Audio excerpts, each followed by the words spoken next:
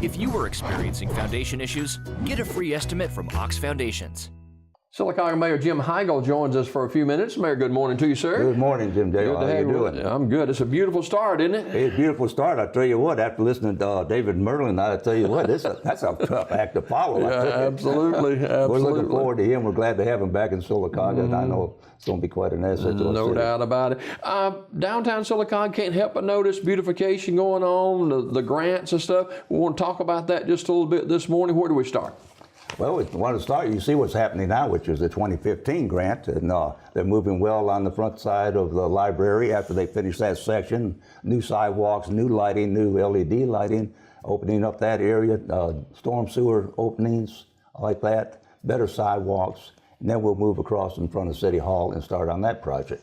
Like I said, this is a 2015 TAP grant that our predecessors had applied for. Does that mean that was applied for in 15? It was. Okay. And we thank LDOT so much. You know, they were very cooperative with us.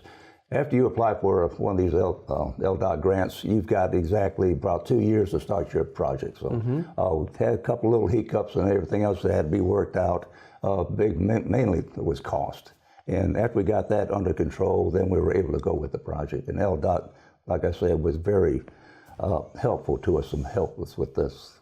Because, like I said, we were a little bit late on it. You know, the library is a beautiful cornerstone to our city anyway, and this even enhances it more. It does, absolutely. You can't say enough about our library. It's nationally, internationally known throughout the country because of the Marble Fest and what other things. It's not just a book. They got computers down there to teach you all the computers and everything else, all kinds of arts and literature. You go down there, people come down there and just sit and read the morning papers, you know. It's just a wonderful library. It's a beautiful library, and we just finished the renovation. As you know, they had some issues with the roof. Yep. That's taken care of now. Fay-Hosey room, we had issues there. That's all fixed, and now we're going to be able to inspect these things year after year and head these things off before they get deteriorated. It's always upkeep, always upkeep in any building, that's for sure. Well, it's cheaper, you know, and because it was pretty expensive what we went through. Hey, when do we anticipate moving from the library side over to City Hall side? I wish I could give you a timeline. I really don't know. You're looking at a few weeks. Okay, all right. But that's not all, just those two sections, that's not all. Absolutely not. We got a 2018 grant. From 2018, we've got 2 years to start that project, and that we will extend from 5th down through 6th Street and get those areas down there, the business areas in that area. New sidewalks, new lighting, and new vegetation planters.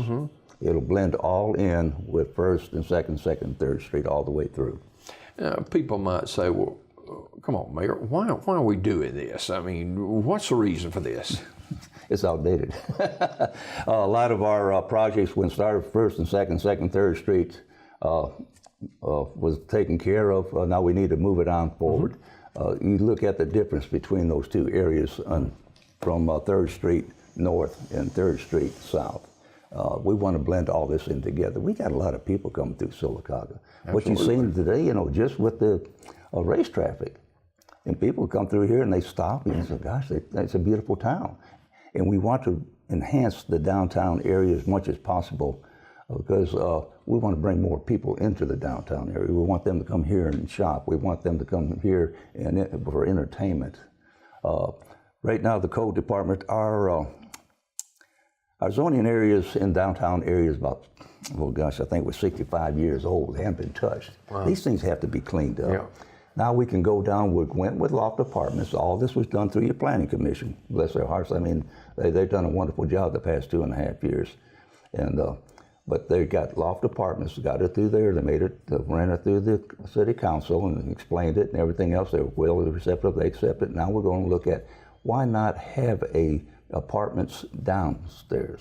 If you own a building or something, 60-something thousand square feet, why can't you have an apartment in the back, you know, and run your business out front?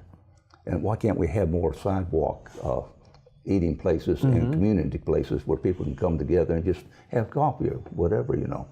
We had a very successful month of April, the Marble Fest, and it was a tremendous success again this year. Oh, it was. Golly, Pete, even the sculptors, they sold a good bit of their arts out there that time. And we had the biggest participation from sculptors, too. We get new sculptors every year. Of course, Dr. Spears, he takes care of all this, and we meet. Matter of fact, we're going to be meeting this week, getting ready for next year.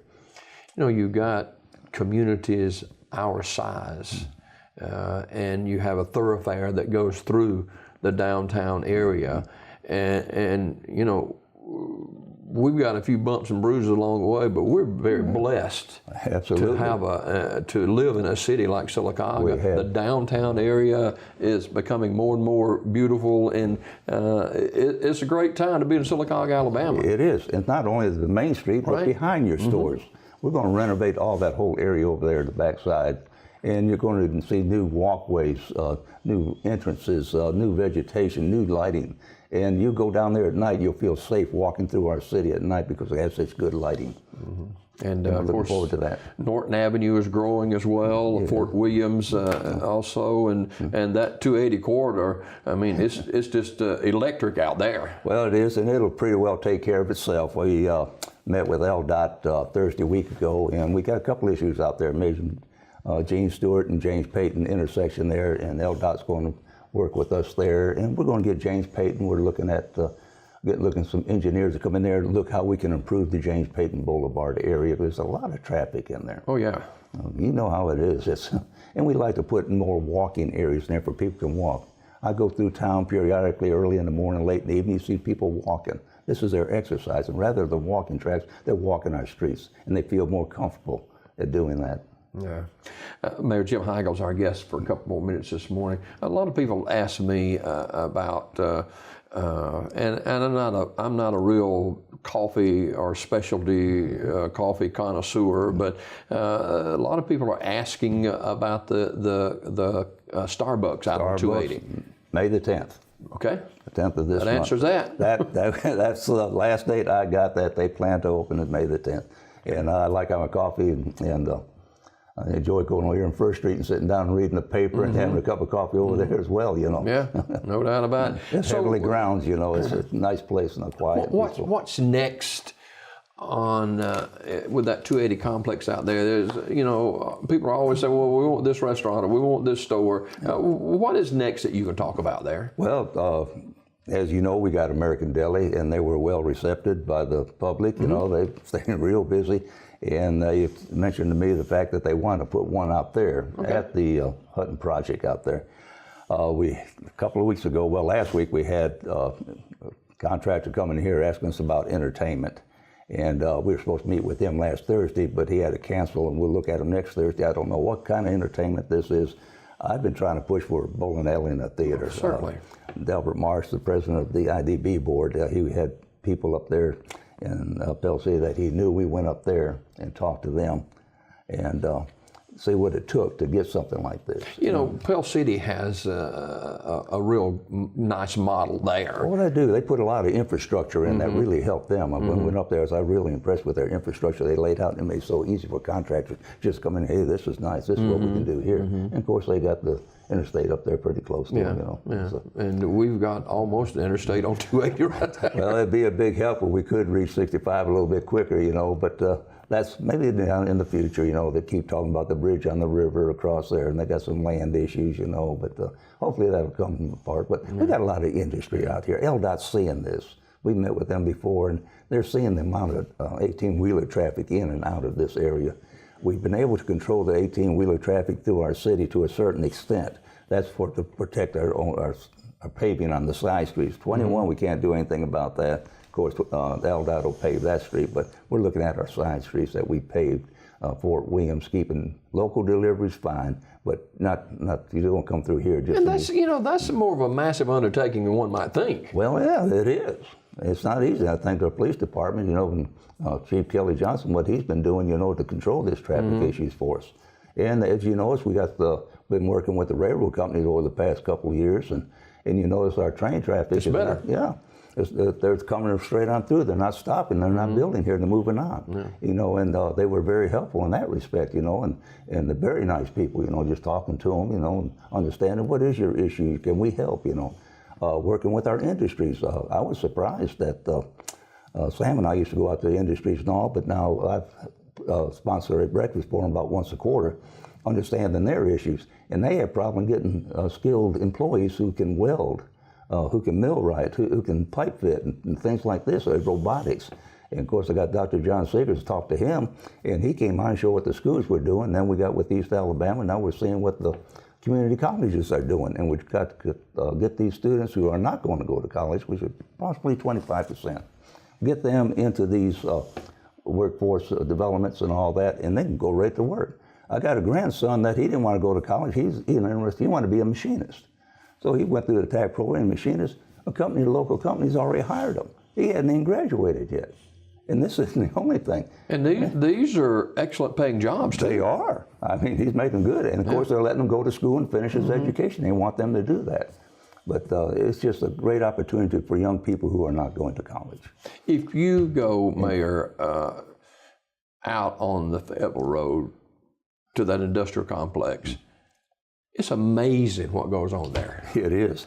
And if you look on the north end of IKO, you're going to see a big development coming over there. Things are growing. Growing in Sylacauga, the economy's good. The jobs are available to the people. We want the young people to get their jobs and work here in Sylacauga and stay, raise your families, and keep our city moving forward. But like I said, the economy's good, the revenue's good. We've got people wanting to come to Sylacauga.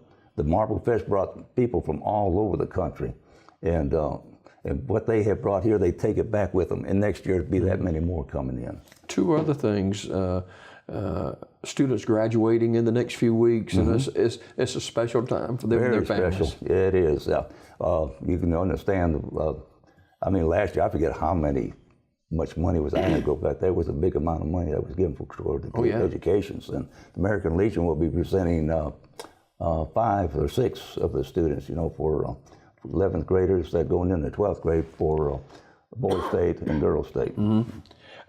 Finally this morning, Sylacauga Mayor Jim Heigl is gracious enough to join us for a couple of more minutes. This mayorship and this council seem to have a knack of, whatever the issue may be, to work side by side in alleviating that issue and leading the city of Sylacauga in continual progress. Well, I had things, you know, I think our city government has a responsibility to its citizens. We got to maintain our infrastructure, and we got to provide the services to our people that they cannot provide for themselves. And we know there's monies involved with that. The council's been very, very conscientious about the monies and the stock and the flows and everything else. They see our needs. They knew what we had to do. They knew we had to have the paved roads. We had to do it. And this infrastructure, Mayor, it's all part of it. Is had to have for years. Absolutely. The same thing with our buildings. We got several buildings. We got the Parks and Rec building. We own the library, the city hall. And we got to keep these buildings up, and it costs money to do it. And now that we got a code department that's going to have people in there that's going around and check all these buildings ahead of time, and let's fix them right now when the problem starts. Don't wait until it falls in. All right. Mayor Jim Heigl, thank you for coming this morning, sir. Well, it's my pleasure. Always a pleasure to have you. More Daybreak just ahead.